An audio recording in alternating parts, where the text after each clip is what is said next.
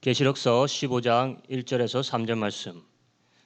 또 하늘에 크고 이상한 다른 이적을 보매 일곱 천사가 일곱 재앙을 가졌으니 곧 마지막 재앙이라. 하나님의 진노가 이것으로 마치리로다. 또 내가 보니 불이 섞인 유리바다 같은 것이 있고 짐승과 그의 우상과 그의 이름의 수를 이기고 벗어난 자들이 유리바닷가에 서서 하나님의 검은 고를 가지고 하나님의 종 모세의 노래 어린 양의 노래를 불러 가로되 주 하나님 곧 전능하신 이시여 하시는 일이 크고 기이하시도다.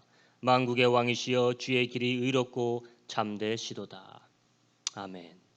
할렐루야. 성도님들, 오늘은 계시록서 15장을 같이 나갑니다. 우리가 14장에서 그 무기또 골짜기를 기억해야 됩니다. 주님을 대적해서 올라왔던 셀 수 없는 군대, 그 사람들의 피로 그 골짜기가 어깨까지 차올랐던 장면은 이제까지 본 것들 중 가장 무서웠던 장면 중 하나였을 겁니다. 또 14장에서 우리가 기억해야 할 것은 하늘의 천사가 막 날아다니면서 세상 사람들에게 경고했던 모습입니다. 이런 막중하고 무섭고 두려운 심판이 있기 전 하나님은 사람들을 그렇게 내버려 두시는 게 아닙니다.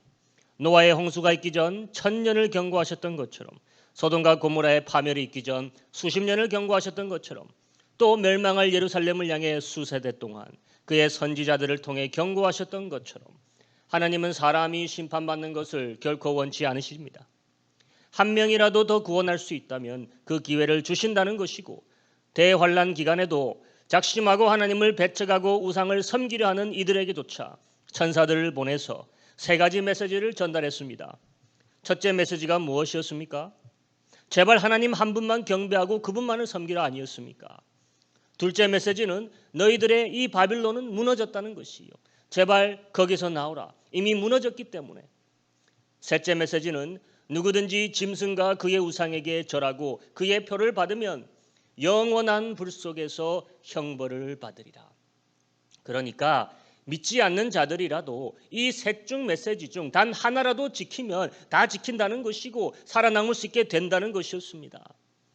그런데도 그들은 끝내 돌아오지 않을 것이라는 것이에요. 하지만 이 모든 두렵고 무서운 장면들을 떠올린다고 우리가 잊어버리기 쉬운 또 다른 중요한 장면이 있습니다. 무서운 심판들과 재앙과 환란의 광경을 그리기 전 이 계시록서는 늘 우리에게 아름다운 그 천국, 하늘 광경을 보여줬습니다. 땅에서의 지옥의 광경보다는 하늘에서 일어나고 있는 그 천국 광경을 우리 가슴 속에 품으라고 항상 하늘을 먼저 보여주셨어요. 그럼 14장에 보여줬던 천상의 모습이 뭐였냐?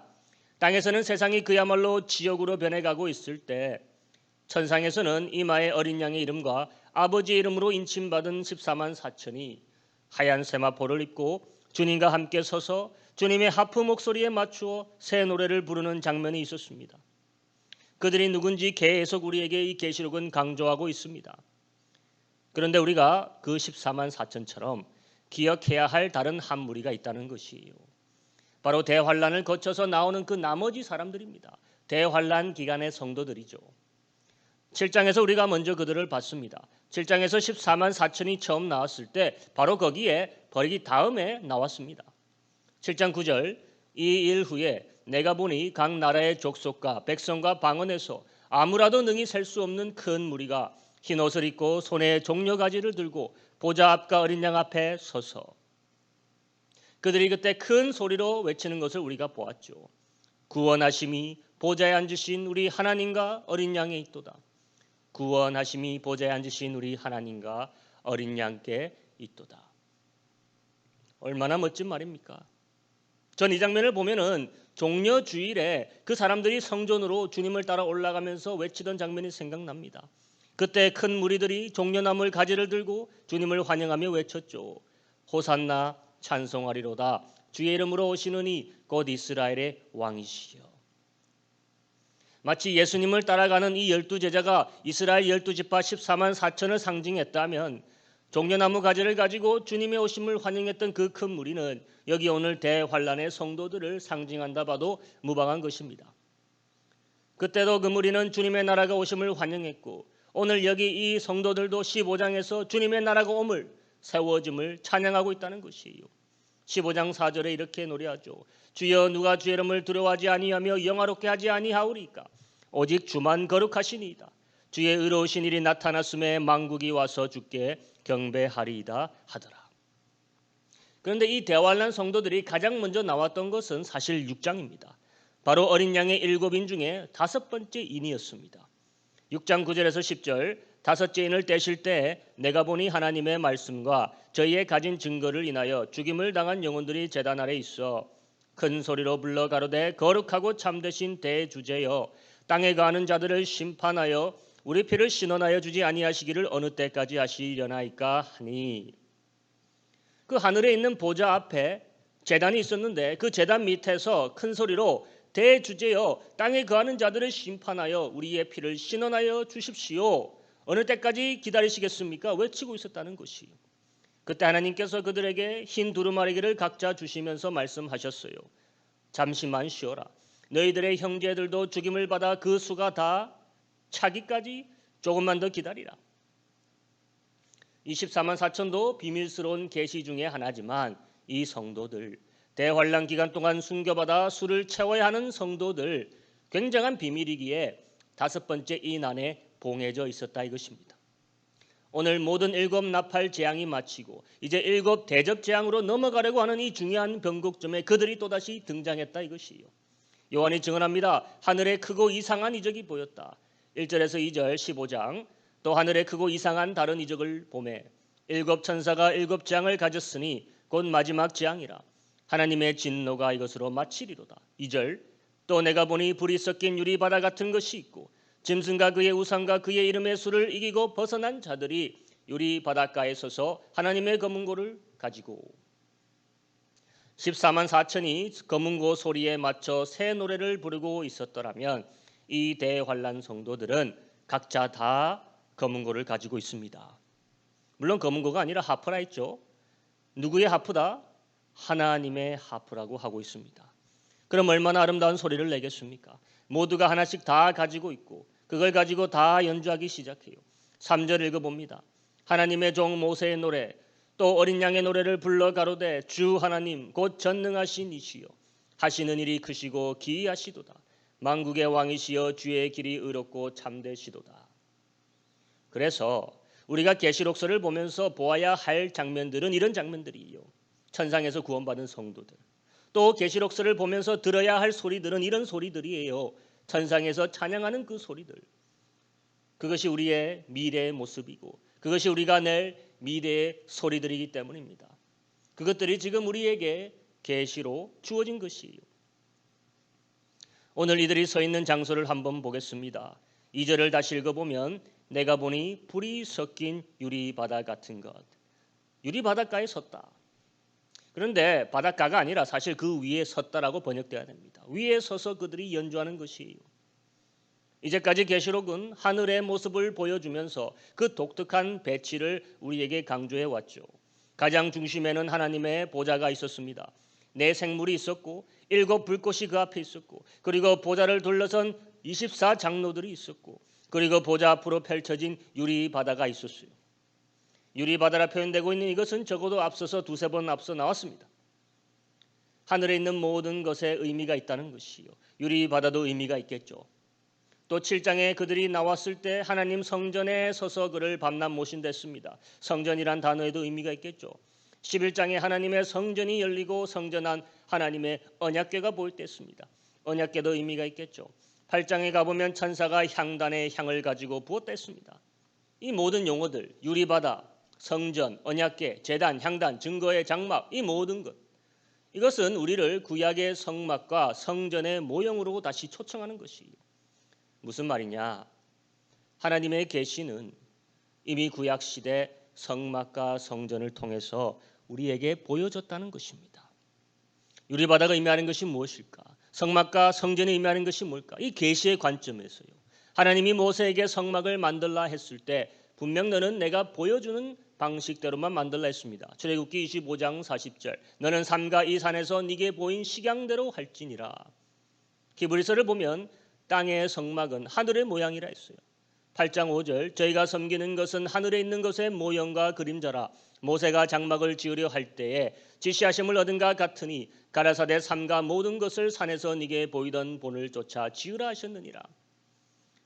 성막도 그랬다면 성전은 어떻겠습니까? 성막은 텐트였습니다. 옮겨 다니는 하나님의 임시 거처였고 성전은 특수한 지정학적 위치, 곧 예루살렘에 지어진 영구적인 하나님의 거처였습니다.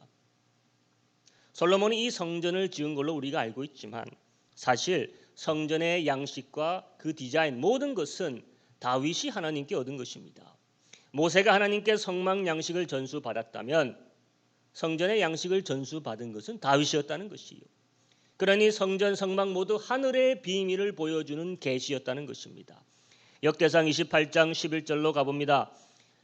28장 11절 다윗이 전에 낭실과 그 집들과 그 곡간과 다락과 골방과 속죄소의 식양을 그 아들 솔로몬에게 주고 다음 절 12절 또 성신의 가르치신 모든 식양 곧 여호와의 전의 뜰과 사면의 모든 방과 하나님의 전 곡간과 성물 곡간의 식양을 주고 또 제사장과 레위 사람의 반열과 여호와의 전에 섬기는 모든 일과 섬기는 데 쓰는 모든 그릇의 식양을 설명하고 12절 보세요.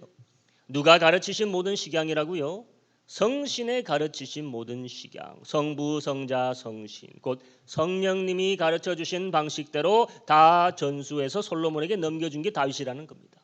그러므로 성전과 성막은 직접 계시예요. 근데 모세에게는 하나님이 성막을 만들라 했지만 다윗에게는 하나님이 성전을 만들라고 지시한 적은 없었어요. 그것은 다윗의 소원이었고 다윗의 개인적인 갈망이었습니다. 그래서 선지자 나단을 불러서 내가 하나님께 정말 성전을 짓고 싶은데 하나님이 뭘 하시냐? 나단이 다음날 와서 다윗에게 응답하셨죠. 넌 아니다.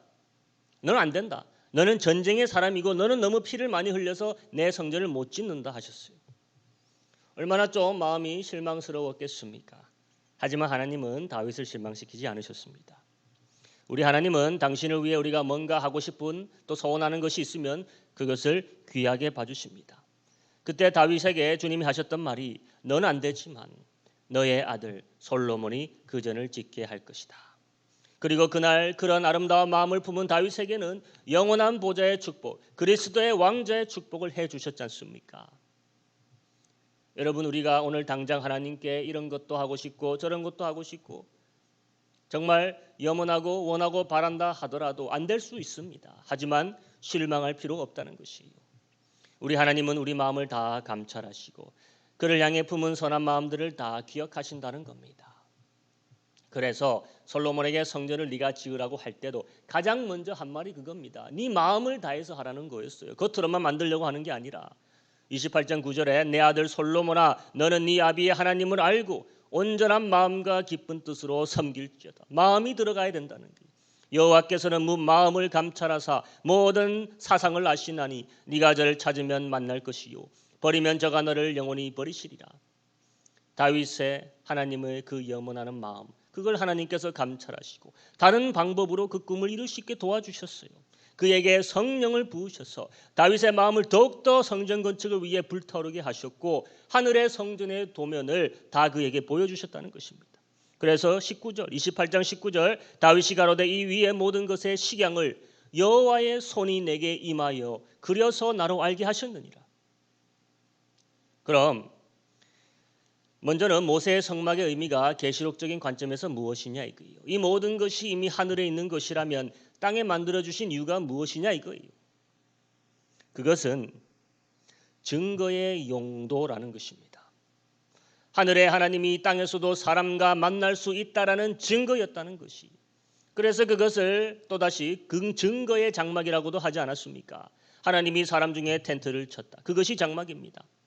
성전도 마찬가지예요. 하나님이 사람과 이제는 영원히 함께 하신다. 그것의 증거입니다. 장막은 우리가 나그네 길 사는 이 짧은 인생에서 잠시 함께 하신 것을 보여주신 것이고 성전은 이제는 우리와 함께 영원히 함께 하신다는 하나님의 궁극적인 계획을 보여주시고자 주신 증거예요. 그래서 둘 다 장막과 성전의 의미 둘 다는 하나님이 우리와 늘 함께 하신다는 증거입니다. 우리가 여기 있을 때나 이제 앞으로 영원히 둘 다. 그래서 계시록 15장 5절을 보면요. 이제는 장막 따로 성전 따로가 아니라 뭐라고 하고 있습니까? 계시록 15장 5절. 또 이 일 후에 내가 보니 하늘에 증거의 장막의 성전이 열리며 증거의 장막의 성전이 열렸다. 이제는 장막과 성전이 똑같이 똑같아지는 거예요. 똑같이 같은 것을 증언하고 있는 겁니다. 하나님이 결국에 사람과 늘 함께 하신다는 거예요. 임마누엘이죠. 임마누엘 곧 예수입니다. 하나님이 육신을 입고 세상에 장막을 치셨다. 요한복음 1장에 증거했습니다. 성육신이죠. 하나님이 사람을 만나는 방법이 결국 누굴 통해서라는 것을 계시한 것이냐? 성육신한 예수 그리스도 아닙니까?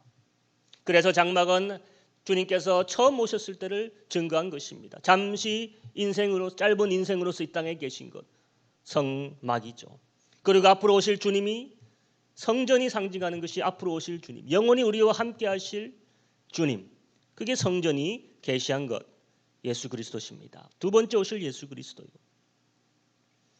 여러분, 재미있는 것은 모세의 장막에 들어가 하나님의 임재를 경험하고 그와 만나기 위해서는 들어가야 하는 문들이 세 가지가 있었다 합니다. 하나는 바깥들에서의 문이죠. 이 문을 통해서 성막으로 들어가면은 이제는 성막 안에 바깥들이 나오겠죠. 그 중심에는 번제단이 있었죠. 그 번제단의 모양이 여러분 아시는 줄 압니다. 번제단이 네모났지만 그 양 끝에 네 뿔이 있었고 거기 네 모퉁이에 이제 제물을 묶어서 죽이고 피를 빼고 살은 태우고 피는 쏟았죠. 이 번제는 속죄를 의미했습니다. 죄값을 치른다는 의미입니다. 죄값을 치른다는 것이 얼마나 고통스럽고 무서운 것임을 이 아무 죄 없는 그 제물의 피를 흘리고 하는 모습으로, 그게 갈기갈기 찢기고 태워지는 모습을 통해서 우리로 알게 했던 것입니다. 참 무서운 곳입니다. 그리고 이 번제단을 지나면 물두멍이 있었죠. 제사장들이 성소에 들어가기 전에 반드시 이곳에서 자기 몸을 씻어야 했습니다. 큰 대야 같은 곳인데 노수로 만들어진 곳이었어요. 성막을 지을 때 여인들이 가져온 녹골들을 모아서 녹여서 이것을 만들었다 했습니다. 나중 솔로몬이 성전을 지을 때 이 물두덩이를 만들었는데 더 이상 물두덩이라 하지 않고 그때는 놋바다라고 일컬었습니다. 바다라고 했어요. 그것을 떠받들고 있는 황소 12마리가 있었습니다. 이스라엘 12지파를 의미했었고 모두 다 놋으로 만들어졌습니다. 다윗은 성령 하나님의 계시로 도움으로 이것을 다 본 것이에요. 그럼 이것이 하늘에 무엇을 본따 만든 것이냐 이겁니다. 바로 오늘 나오는 유리바다라는 것이에요. 하늘의 유리바다가 하나님 보좌 앞에 쫙 펼쳐져 있는 것처럼 하나님께 가려면 이 바다를 건너야 하는 것입니다. 그런데 여러분, 누가 바다를 건너갈 수 있습니까? 없죠. 사람이 어떻게 바다를 건너가겠습니까? 가라앉죠. 하지만 성경에 바다를 건너간 민족이 있습니다. 누구입니까? 이스라엘이죠. 유월절 양의 피를 통해 속죄받은 이스라엘은 바다를 건너서 저편으로 들어갔습니다. 성경은 그것을 광야 교회라고 했어요. 그래서 성막 바깥들에서 물두덩이에서 몸을 씻고 이제 들어가는 장소, 성소가 가리키는 것은 이제 교회를 의미한다는 것입니다. 그래서 두 번째 문으로 들어가는 것이요. 거기 들어가면은 이제는 빛이 있습니다. 7개의 불꽃이 타고 있어 환한 빛이 있어요. 7 촛대가 왼쪽에 놓여 있고 오른쪽에는 떡상이 보이겠죠. 그리고 마지막 문으로 향하는 그곳에 금향단이 놓여 있습니다. 그 뒤로는 마지막 문이 있죠. 그러니까 이렇게 성막이나 성전으로 계속 들어가려면 3개의 문을 지나야 했습니다. 흥미로운 것은 고대 랍비들의 구전에 의하면 이 문들이 각기 다 이름이 있었다 합니다. 성막 바깥들로 들어가는 첫째 문의 이름은 길이었다 합니다. 길. 여러분 한번 따라해 보세요. 길. 두 번째 문, 곧 번제단과 물두덩이를 지나 성소 안으로 들어가는 문. 여러분 한번 그것도 따라해 보십시오. 진리. 진리였다라고 합니다. 그리고 마지막 문, 가장 거룩한 장소 지성소, 그 안으로 들어가는 문. 그 문을 여러분 무엇이라고 했을까요? 바로 생명이었다라고 합니다. 어디서 많이 들어본 거 아닙니까? 하나님 보좌 앞 자비석까지 나아가는 3가지 문들의 이름이 곧 길이요, 진리요, 생명이었다고 합니다. 여러분, 결국 이 모든 것이 누구를 가리키고 있던 것입니까? 내가 길이요, 진리요, 생명이라고 말씀하셨던 우리 주 예수 그리스도 아닙니까? 여러분, 바깥들에 나가면 그 기구들은 모두 놋으로 만들어졌습니다. 번제단도 놋이요, 물두덩이 놋이요, 다 주 소재가 놋입니다. 거기에 재물을 활활 태우는 불이 있었죠. 그래서 바깥들은 세상의 심판을 의미합니다. 놋은 성경에서 늘 심판을 의미하거든요. 밟아 부서뜨리는 것이 놋이에요. 요한이 계시록 1장에 처음으로 예수 그리스도의 몸체를 봤을 때 그의 발이 무엇처럼 보였다 했습니까? 불에 달궈진 놋 같다 했습니다. 왜? 놋은 불과 함께 심판을 의미하기에 그렇습니다. 그 발로 주님께서 결국에 사단의 머리를 밟아 부순다 했습니다. 하지만 주님이 권세를 가지고 이 세상을 심판하기 전에 먼저는 당신이 하나님께 심판받은 것을 잊지 말아야 할 것이에요. 주님은 심판받을 게 아무것도 없으신 분이었지만 하나님의 진노의 표적이 되었다 이것이에요. 사지가 묶여 번제단에 올려지는 어린 양처럼 십자가에 묶여 못 박히지 않았습니까? 메시아는 성 밖에서 늘 죽임을 당한다 선지자들이 얼마나 예언해 왔습니까? 주님은 예루살렘 성 밖에서 십자가에 못 박혔어요. 그래서 바깥들은 늘 고통을 의미합니다. 바깥들은 늘 심판과 징벌을 상징합니다. 우리 주님은 죄가 있어서가 아니라 우리를 속죄하시려고 바깥들에서 죽임을 당하신 겁니다. 이사야서 53장에 고난당하는 그리스도에 대해 이렇게 말씀하고 있습니다. 4절에 그는 실로 우리의 질고를 지고 우리의 슬픔을 당하였거늘 우리는 생각하기를 그는 징벌받아서 하나님에게 맞으며 고난을 당한다 하였노라. 5절 그가 찔림은 우리의 허물을 인함이요 그가 상함은 우리의 죄악을 인함이라. 그가 징계를 받음으로 우리가 평화를 누리고 그가 채찍에 맞음으로 우리가 나음을 입었도다. 첫째는 그가 찔림은 우리의 허물을 위함이었다 합니다. 둘째는 그가 상함은 우리의 죄악을 위함이었다 합니다. 셋째는 그가 징계를 받음으로 우리의 평화가 이루어졌다는 것이고 넷째는 채찍에 맞음은 우리의 나음을 위해 힐링을 위해서였다 합니다. 이 모든 것이 우리가 하나님을 만나기에 다 필요한 것이었기에 또 하나님이 그래서 우리에게 약속하셨던 것이었기에 우리 주님 예수 그리스도는 그 약속에 묶인 채 번제단 위에서 모든 피를 흘리며 죽음으로 순종하셨던 것입니다. 그래서 제단에 넷불이 있는 것 아니겠습니까? 그리고 하나님의 진노의 불에 활활 태워진 것이죠. 제단은 고통입니다. 그것이 놓여있는 바깥들은 고통의 세상을 의미합니다. 심판받을 모든 세상을 의미하고 있습니다. 하지만 주님이 번제물이 되어 우리 대신 심판받으셨기에 우리는 그 위에 올라가지 않습니다. 올라갈 필요가 없어요. 이제는 그것을 넘어 물 두덩이로 나아가는 것입니다. 그곳에서 우리는 매일매일 씻을 수 있게 된 것입니다. 주님께서 요한복음에 말씀하셨습니다. 13장 10절에 이미 목욕한 자는 발밖에 씻을 필요가 없느니라 온몸이 깨끗하니라. 15장 3절에 너희는 내가 일러준 말씀으로 말로써 이미 깨끗하였노니. 예수 그리스도의 희생으로 구속받은 자는 이미 온몸이 깨끗해졌고 이제는 단지 매일 삶에서 손과 발을 씻는 것을 반복하는 것이라 이것입니다. 우리를 완전히 씻으신 것은 주의 보혈이요 우리 삶에서 매일 부정함을 씻어내는 것은 주님의 말씀이라는 것입니다. 우리가 그 말씀을 대면하며 회개하는 것이죠. 그래서 물두덩이가 무엇으로 만들어졌다 했습니까? 거울 아닙니까? 거울은 내 자신을 비추는 게 거울이죠. 여인들이 단장하고 치장할 때 스스로를 검증할 때 썼던 거울이에요. 하지만 이제는 우리 육신이 아니라 영혼을 봐야 할 때입니다. 육체의 허망한 것, 사라지고 없어질 것을 보고 가꾸는 것이 아니라 하나님 앞에 영원히 지속될 이 영혼을 보고 씻는 것입니다. 그 여인들이 허영심을 포기하고 가져온 그 거울로 만든 것이요. 다름 아닌 하나님의 말씀을 보면서 또 예수 그리스도의 인생을 보면서 우리는 물두덩이에서 우리를 성결케 하는 작업을 하는 것입니다. 그렇기 때문에 우리는 세상과 다른 것이에요. 여전히 바깥들에 있지만 우리는 날마다 다시 주의 말씀으로 씻음받아 더 깊은 주님과의 교제의 장소로 들어가기 때문입니다. 그래서 들어가는 곳이 성소 아닙니까? 밖에는 흙먼지가 날리고 연기가 피어오르고 시끄럽고 동물들이 죽는다 비명 지르고 사방에 피가 뿌려졌던 바깥들이에요. 하지만 이제는 고요한 성소로 우리의 육신을 씻고 영혼으로 이 마음으로 들어가는 곳입니다. 거기에 들어가면 은은한 빛이 있죠. 계시록을 보면 하나님의 7영이 보좌 앞에 있었다라고 했습니다. 그 안은 성령이 있는 곳이에요. 그리스도의 피로 구속받은 우리는 성령의 교제 안으로 날마다 들어갈 수 있습니다. 또 그 안에는 날마다 구워 올려지는 진설병이 있었습니다. 양식이 있는 곳입니다.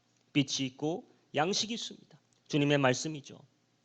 그리고 무엇보다도 코를 즐겁게 하는 향기로운 향이 있습니다. 향은 성도의 기도죠. 그러므로 그곳에는 성령의 조명하심이 있고 기도의 향기가 있고 날마다 새로운 말씀의 양식이 있습니다. 우리에게 필요한 모든 것이 공급되는 곳입니다. 이 성소가 계시하는 곳이 바로 세상에서의 교회입니다. 구원받은 성도들이 주님을 만나고 교제하는 공간이에요. 교회 안에 그러므로 성령의 빛이 있습니다. 교회 안에 말씀의 양식이 있습니다. 교회 안에 하나님께 올려지는 향기로운 기도가 있습니다. 교회가 주님과의 교제가 있는 곳입니다. 세상 안에 있지만 세상과는 분리된 곳. 이곳의 특징이 하나 더 있습니다. 이곳에서는 노릇을 찾아볼 수 없다는 것이요. 또 피를 찾아볼 수가 없다는 것이요. 모든 피의 제사는 바깥들에서 이루어지죠. 노릇이 없다는 것은 심판이 없다는 것이요. 이곳에 있는 기명들은 대부분 금과 은입니다. 은이 상징하는 것은 순결함이죠. 순결한 신부인 성도들, 곧 교회가 성령과 말씀과 기도로 주님과 교제할 것을 이미 예수님 오시기 1500년 전에 계시했던 곳이 성소라는 것입니다. 놀라운 것은 솔로몬의 성전의 바깥들의 너비가 문에서 성소문까지 1500제곱큐빗이라고 합니다. 성소 안은 2000제곱큐빗이라고 합니다. 그리고 마지막 지성소 안은 1000제곱큐빗이라고 해요. 이 숫자를 잘 보세요. 어떤 계시적 의미가 있다는 것을 알 수 있습니다. 교회를 상징하는 성소 안의 영역이 2000이라는 숫자를 보여주고 있다는 것은 교회의 기간을 의미하겠죠. 은혜의 기간, 성령의 사역이 주님으로부터 몇천 년 간다는 것을 보여준 게겠습니까? 2000년이라는 것이요. 바깥들이 1500이라는 것은 모세로부터 예수님이 오시기까지 딱 1500년이 걸렸거든요. 율법의 기간입니다. 1500년 동안 이스라엘은 바깥에 있었던 것이죠. 1500년 동안 인간 사회는 하나님을 만나기 위해 수없는 제사를 드려야 했습니다. 하지만 주님이 오시고 나서 그의 피로 단번에 제사를 드리시고 교회의 시대로 들어갔고 이제는 2000년을 거의 다 보낸 시점에 왔다는 것입니다. 그럼 마지막 지성소 1000제곱큐빗은 어떤 시대를 계시하는 것이겠습니까? 1000년 왕국의 시대 아니겠냐 이것입니다. 그 지성소 안에 하나님의 보좌가 있잖아요. 하나님의 보좌가 마침내 이 땅에 펼쳐지고 예수 그리스도가 그 보좌 위 왕으로 통치하시는 시대, 사람이 하나님을 직접 만날 수 있는 시대, 다음 1000년이 이제 올 것이라는 것을 계시하고 있었다는 것입니다. 놀랍게도 우리는 그 과도기의 시점에 사는 사람들이요. 이제는 교회의 시대에서 하나님의 보좌를 이 눈으로 들여다볼 수 있는 시대로 넘어가는 것입니다. 마지막 지성소로 들어가는 문을 생명이라 한다 했죠. 우리 모두는 바깥에서 시작했지만 어린 양의 피와 말씀의 씻음으로 교회 안으로 들어갔고 거기서 성령과 말씀과 기도로 주님과 교제하다 이제는 영원한 생명으로 들어갈 줄로 믿습니다. 그 시대가 되면 믿는 자들에게는 더 이상 죽음이라는 게 없습니다. 지금 죽어서 천국 가는 것도 감사한 일이지만 바로 우리가 사는 지금 이 땅에 하나님의 나라가 임하고 이 땅이 주님이 다스리는 천국이 될 거라는 것을 아셔야 합니다. 하나님의 생명이 이 땅을 다시 회복할 것입니다. 성막과 성전은 이것을 증거하는 모델이었다, 계시였다는 것이에요. 천상에서 그것을 가져온 것입니다. 제단에서 전에 부르짖었던 수많은 성도들의 영혼이 이제 15장에 보면 유리 바다 위에 당당히 서 있습니다. 하프를 가지고 하나님께 찬양하고 있습니다. 주 하나님 곧 전능하신 이시여 주의 하시는 일이 크고 기이하시도다. 만국의 왕이시여 주의 길이 의롭고 참되시도다. 주여 누가 주의 이름을 두려워하지 아니하며 영화롭게 하지 아니하오리까. 오직 주만 거룩하시니이다. 주의 의로운 이신 일이 나타났음에 만국이 와서 주께 경배하리로다. 이제 모든 것이 마무리되었다는 것입니다. 만국이 와서 주께 경배한다는 말은 이제 주의 천년 왕국이 도달했다는 것입니다. 주의 길이 의롭고 참되도다. 이것이 우리의 노래가 돼야 할 것입니다. 광야에서 이스라엘이 늘 하나님을 화나게 했던 것이 무엇입니까? 그들의 불평불만이었죠. 하나님은 불공평해. 하나님이 왜 이렇게 안 도와주지? 하나님이 있는데 왜 우리는 이 모양 이 꼴이지? 주의 길이 굽었다. 내 길이 옳다. 이런 불평함은 우리로 세상과 다를 게 없게 만듭니다. 세상 사람들이 하는 불평도 똑같거든요. 불공평해. 하나님이 계시면 어떻게 이런 일을 내게 허락할 수 있냐? 불공평해.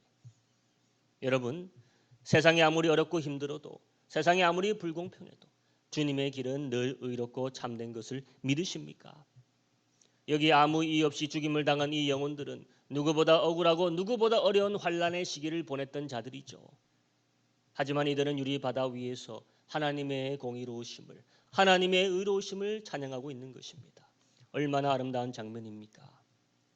예로부터 바다는 미지의 영역으로 여겨졌습니다. 무서운 영역이었죠. 조금만 바람이 불어도 흔들리는 곳, 중심을 결코 잡을 수 없는 곳이 바다였습니다. 하지만 지금 그들이 바다 위에 서 있는 것이에요. 사람이 과연 바다에 서 있을 수 있습니까? 하지만 바다 위에 우리보다 먼저 서신 분이 있습니다. 예수 그리스도요. 주님이 그 바다를 정복하셨어요. 그가 정복하셨기에 우리도 바다 위로 걸어 나갈 수 있다는 것입니다. 이제 결론 짓습니다. 짐승과 그의 우상과 그의 이름의 수를 이기고 벗어난 자들이라 했습니다. 믿음을 따라 산 모든 자들은 다 하나님의 바다 위에 설 수 있게 될 줄로 믿습니다. 하나님의 영광의 보좌 맑은 유리바다 위에 우리 모두 서게 될 것이라는 것. 내 죄의 무게가, 내 부정함의 무게가 더 이상 우리를 가라앉게 하지 않을 것입니다. 시간 기도합니다. 우리로 구원의 문 예수를 지나게 하신 하나님의 은혜에 감사드립니다. 진리 대신 예수 그리스도 안에서 하나님과 교제할 수 있는 교회 되게 하신 것도 감사드립니다. 주님의 글은 영원히 의롭습니다. 주님의 나라 속히 임하여 주시옵소서. 순결함으로 정결함으로 이 땅에서 흔들리는 파도 위에서도 당당하게 서게 하여 주시옵소서. 우리 다시 시간 같이 기도하겠습니다.